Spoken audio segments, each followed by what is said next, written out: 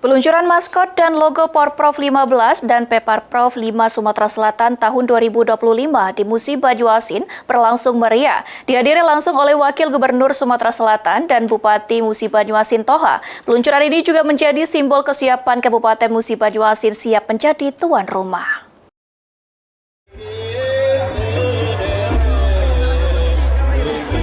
Ribuan warga berkumpul menyambut peluncuran maskot dan logo Porprov 15 dan Peparprov 5 Sumatera Selatan tahun 2025, Sabtu malam 28 Juni 2025.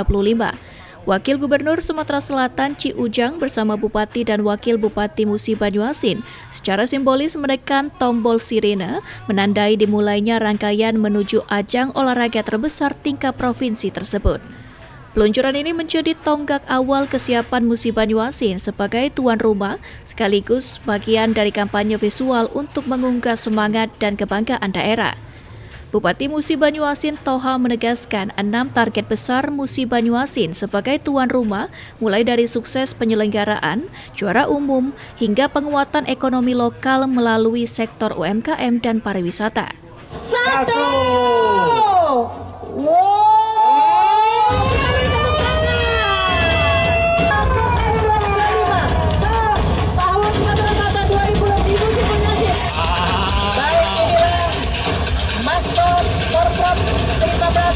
Peparprov kelima, Pak Bupati, peran UMKM dalam festival kuliner ini dalam rangka Porprov ini apa ini untuk peran UMKM?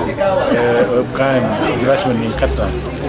Dari pendapatan UMKM bisa berkali-kali lipat.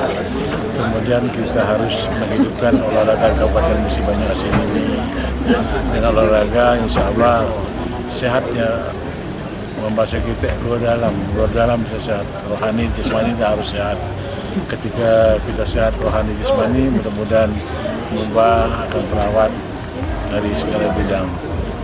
Untuk target sendiri untuk Porprovnya apa? Untuk target insya Allah kita juara umum, aman terkendali, kita insya Allah juara umum.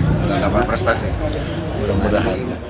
Kepala Dinas Pemuda Olahraga dan Pariwisata Musi Banyuasin, M. Faris mengungkapkan, progres venue telah mencapai 80% dan sekitar 6.000 atlet dan ofisial akan hadir di MUBA pada Oktober hingga November mendatang. Rusi Iskandar, PAL TV.